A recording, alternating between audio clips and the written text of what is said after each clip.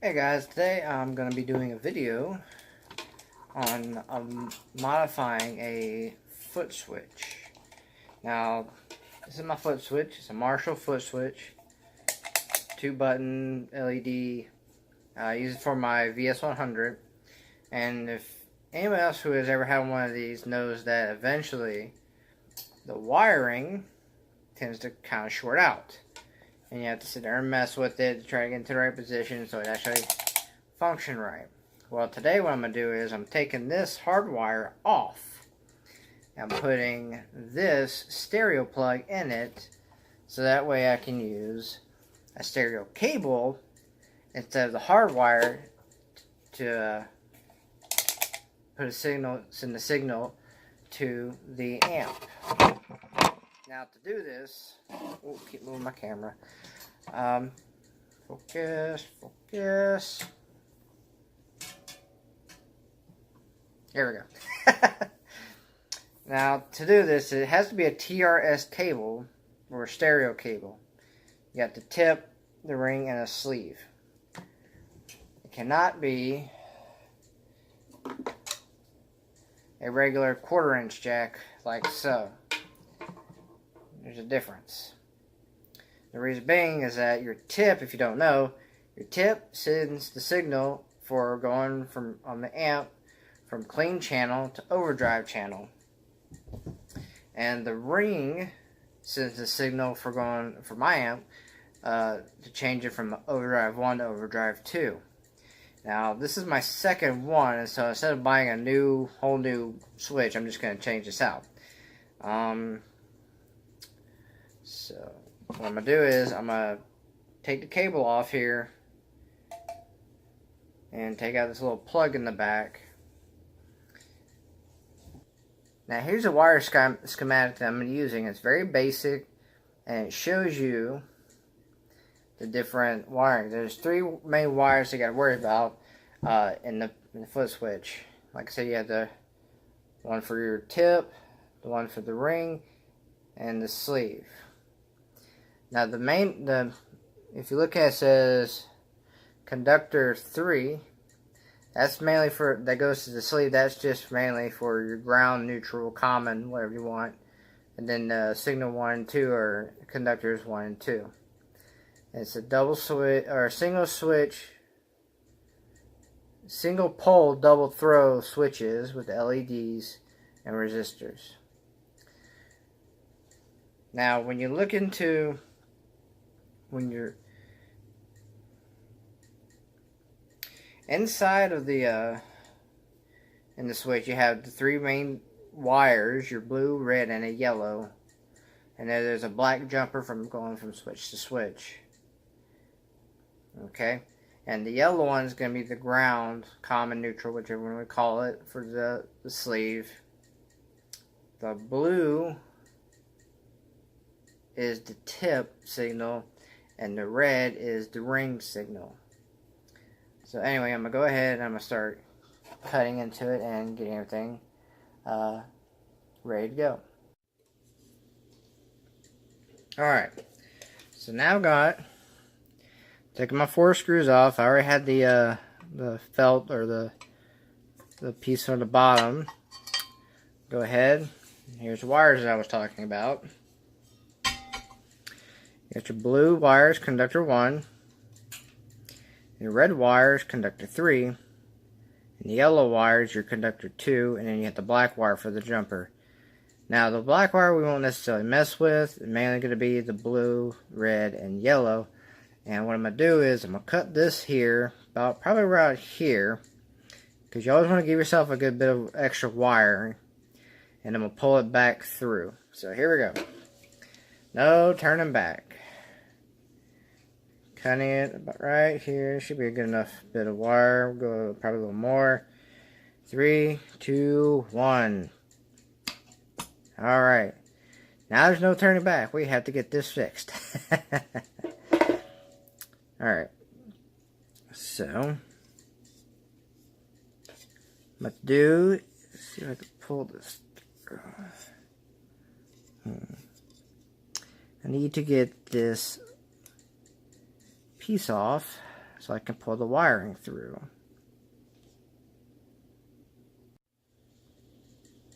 Okay, so here we go. We got the plug out.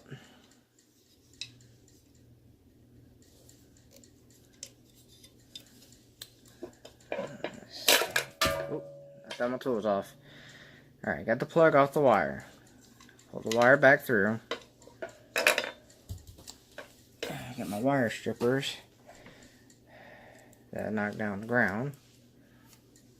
Now what I'm going to do is I'm going to probably cut back, and we use the pliers for this. Cut back about 1 inch or so on the end of your wire that you have left over. Be very careful.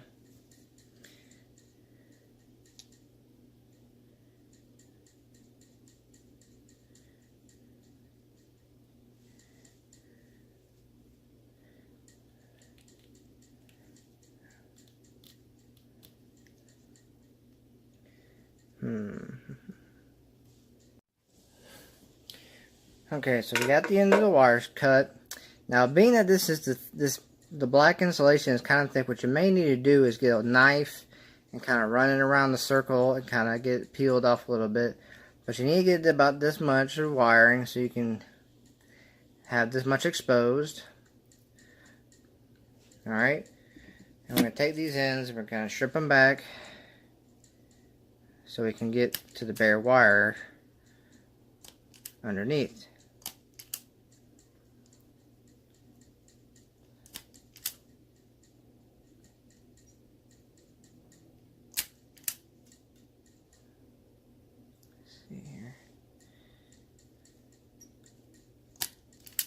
Alright, now for this you want to try to get a good enough to a good amount on the ends so that when you go to solder it to the leads on the stereo jack, you have enough that it'll attach on.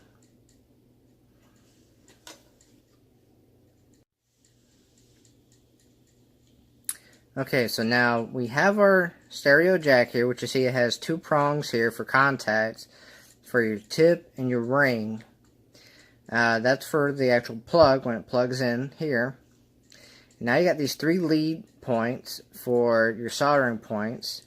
This middle one is going to be your center ground for the sleeve that goes in the center. Let's see. You have this lead for I'm sorry. This lead for this contact for the ring, so that's going to be 2, and then the other one's going to be your tip, which is going to be 1.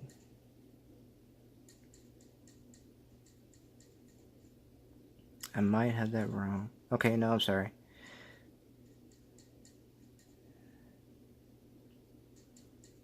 Okay, so they have them on the opposite side, so this is going to be 2 or 3. This is going to be 1. So this is for this, and this is for this. Sorry about the confusion. And if you just look at where the circles here, you see this goes all the way out to the end, connecting to this one, to this lead.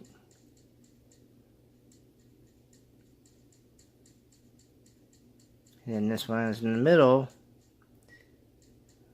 which connects to this lead. So yeah, 1, 2, 3 is your connections. Tip, ring, and sleeve. Now we're going to do with this, where we had our plug at, we have a hole now. Nice good sized hole. You shouldn't have to bore the hole anymore. This should fit right in from what it looks like. Let me go ahead. Oh yeah, it's perfect. See there? Now when I put this in, if I don't drop it first, you want to try to have it to where the leads are pointing upwards towards you, so have a good access point when you solder them. Now it may be a bit of a workaround with the bit of this lip here on the actual pedal, but it shouldn't be nothing to worry about. If you had to, which we might have to end up doing, is soldering on the wires before we fully install. But as you can see, this jack is going to fit in nicely. It's actually a little too big, but it'll fit just fine.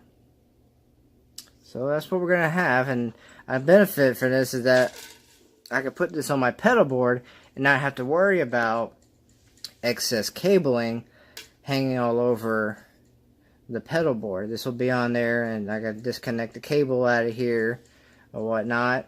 So yeah.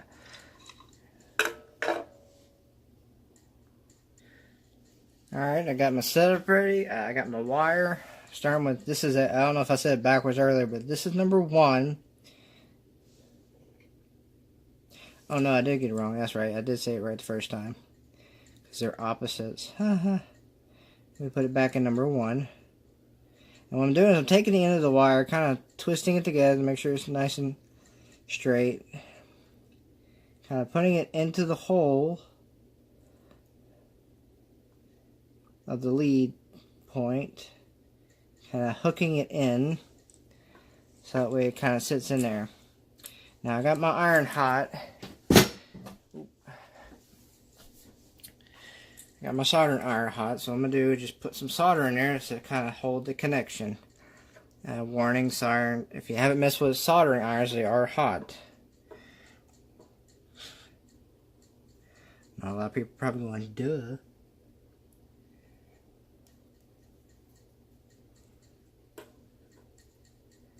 And a steady hand doesn't hurt either.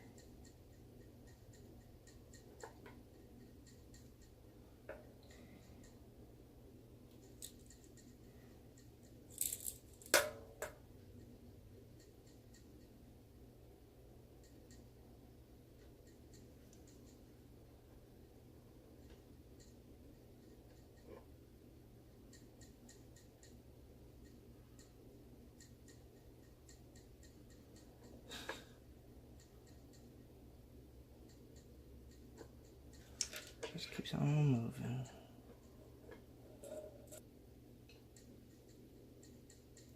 Now it's at the center.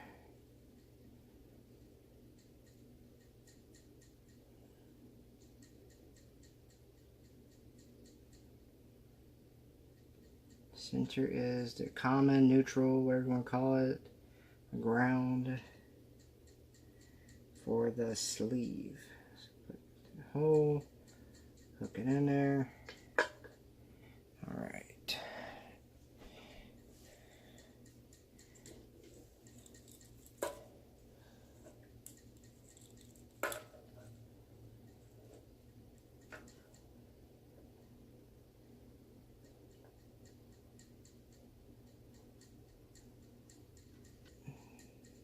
Now make sure you put an ample enough time for stuff to cool down, because it's not just a solder that's getting heated. All the metal pieces are also getting heated, so it may be a little hot.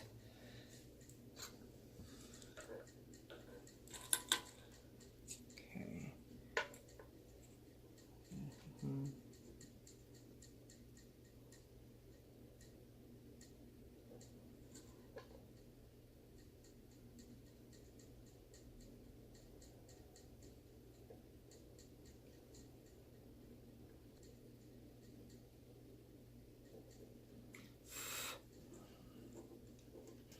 Alright. Now we got our 3 contact points soldered in. 1, 2, and 3. I can turn the soldering iron off so I can cool it down.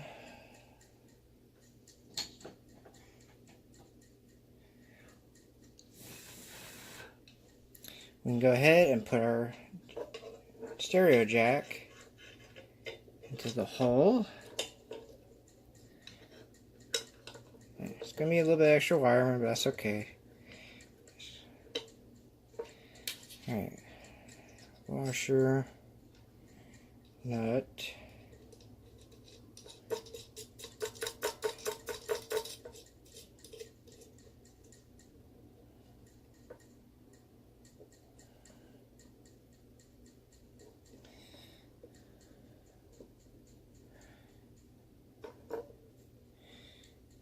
Alrighty, so there we go.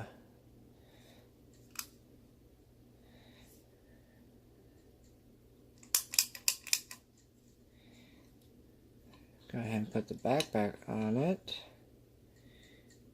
Make sure my wiring held. Looks like it is. Cool. I'm gonna go ahead and put the back on it and get set up for testing. Okay, so as you can see, I have my amp on. I have both channels open. I have overdrive and then OD2. I don't have anything plugged into the foot switch yet, but let's see how this works. So again, taking our TRS cable, take our foot switch, put that into the foot switch. Okay. Then we'll take this, plug it into the foot switch portion of the amp.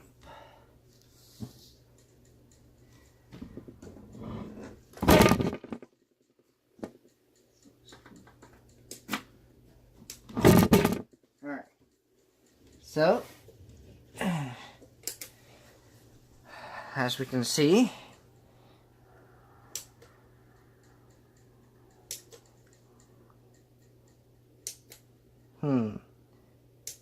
I did get them wrong. Well, as you can see, it's important to know the leads. I guess I did have it right the second time. So, what we have right now is we have a switch lead. Right now, this is turning on what should be the tip, or what should be the ring for OD to OD1, OD2, but as C is changing clean to overdrive, and this is doing what should be clean to overdrive is doing OD1, OD2. So this is very simple to fix. Just take your two leads and swap them. Okay, so just to correct everything previously of this video, this is what your wiring should look like on your stereo jack. It going from right to left, blue, yellow, red is 1, 2, and 3.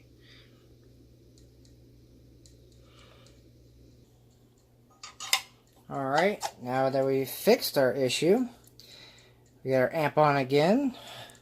We're already plugged into the foot switch on the amp. So I'm going to take this lead, put it in. And as you can see, that works how it's supposed to. And then the second light, beautiful. That's how it's supposed to work. Clean to overdrive, OD1, OD2. Beautiful.